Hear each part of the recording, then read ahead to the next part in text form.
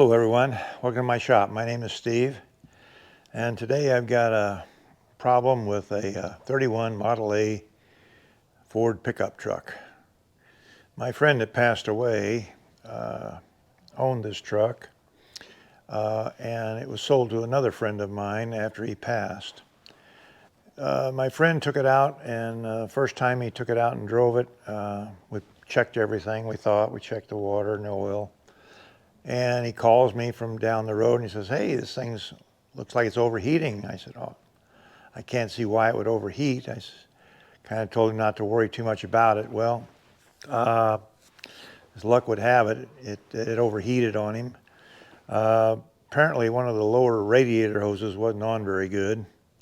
And it just leaked all the fluid out, and he ended up running it with no water in it. So he calls me from the side of the road and says, "Hey, it stopped running." I said, "Wow." So I went over and took some water with me, and we put water in it very slowly, just dribbled in a few ounces at a time because it was really hot. When we got water back in, filled it up with fresh water, it started up and it ran and seemed to run okay, but he couldn't drive it more than 10 minutes or so and it would overheat again.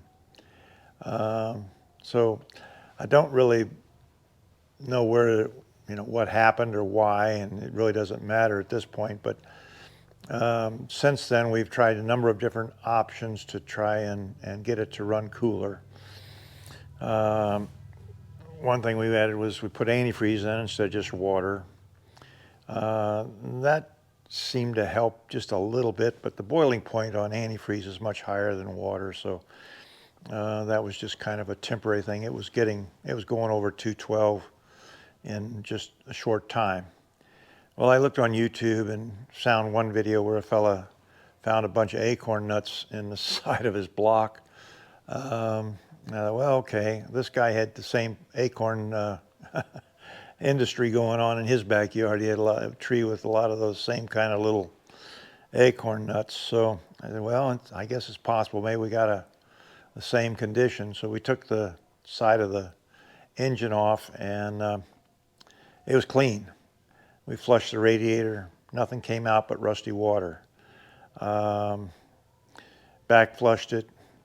Thought, okay, we've got it now. Fixed the loose lower radiator hose, which was letting it leak out. Got that fixed. And so let's try it again. So still overheating. I said, well, it may be just the fact that the water's going through the radiator too fast and it doesn't have a chance to cool off. So it had no thermostat in it. And went online and saw what kind of a thermostat the other guys were using for these Model A's. So I fabricated a thermostat, took a modern day thermostat, and we inserted it inside the upper radiator hose. I said, boy, that should take care of it, right? Wrong. That didn't fix it either. So we're back in the shop, and I said, I don't know where to turn. We've done everything we can do. I said, let's run a compression test and see what's possibly going on, because I did notice it after he had overheated it the first time. Then it started to smoke, and I said, boy, that's not a good sign. So when he pulled away from the stop sign, he'd get a puff of smoke out the tailpipe or two, and then it would seem to disappear. So we started to run a compression test. I used a standard compression test meter or compression tester, and this Harbor Freight, I think it's a Harbor Freight compression tester. And unfortunately, it comes with various adapters. Even has a couple of them adapters you can use to just poke it in the hole and just hold it against the spark plug hole and read it that way. But these spark plugs on the Model A's are huge. They're 7/8 7/8 18 or 20 threads. I forget which it is now. So we didn't have a way to really use this tester. So I ended up having to fabricate a little nut. I'm sure they make them. You can buy them online at probably any of the vintage parts stores that carry parts for these would probably have this particular adapter. But I just went ahead and made one, and so we proceeded to run a compression test. Got about 50 pounds on the first cylinder and 45 or so on the second, and it was about 50 on the third, and then we get to the back cylinder and we get 0. I mean, it's just nothing.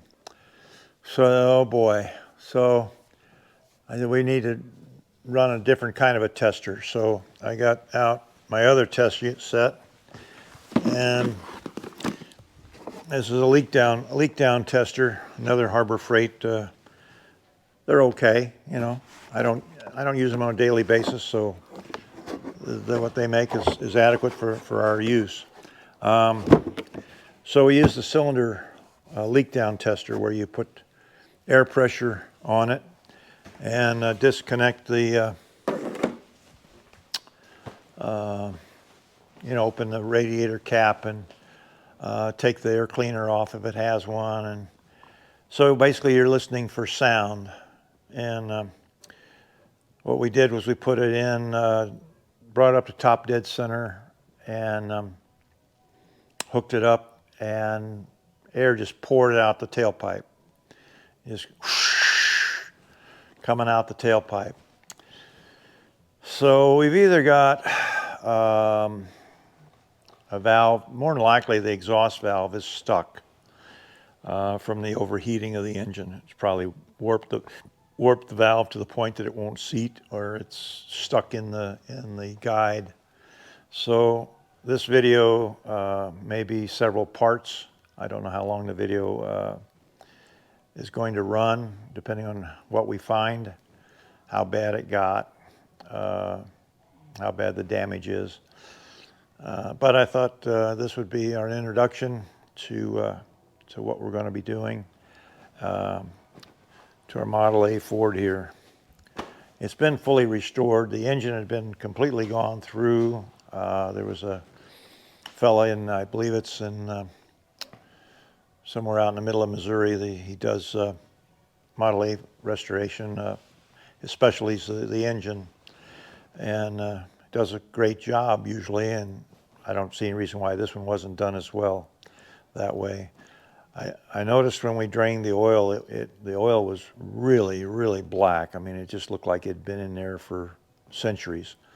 Like it was original oil or something. It was so black. So I don't know why that would be that way. I know he didn't run it that long. I mean, he only ran it a few minutes, and I don't think even overheating it, the oil would turn just pitch black. So that kind of concerned me. When we did the flushing and the water back flushing and everything, because I wasn't even going to change oil at the time. And then I realized that as we were flushing out the block and everywhere, that the dipstick, it's a little short dipstick that sticks right in the side of the block and just goes down, and there's just there's nothing to keep water from running alongside the hole and creeping in there. So I said, we probably, since we're doing all this other stuff, let's just go ahead and drain the oil.